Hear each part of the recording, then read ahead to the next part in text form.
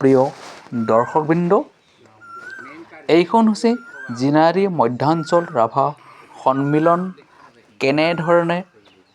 ক'ত কেনেধৰণে হ'ব আৰু পাতিব, ইয়াৰ বিষয়ে এই মিটিংখনত চালি-জাৰি লৈ ঠাইবোৰ আৰু ডেট ইয়াত থিৰাং কৰা হয়। আৰু শেষত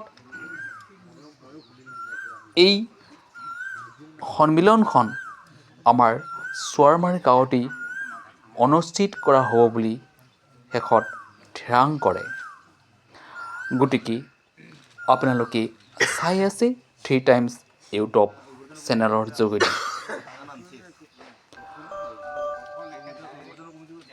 আৰু এই জিনাৰী মধ্যাঞ্চল ৰাভা সন্মিলনখনত আপোনালোকে যাতে দলে বলে যোগদান কৰে, তাৰ বাবেই আমি আপোনালোকৰ পৰা আশা ৰাখিছোঁ। জয় হিন্দ, নেম ৰাচং।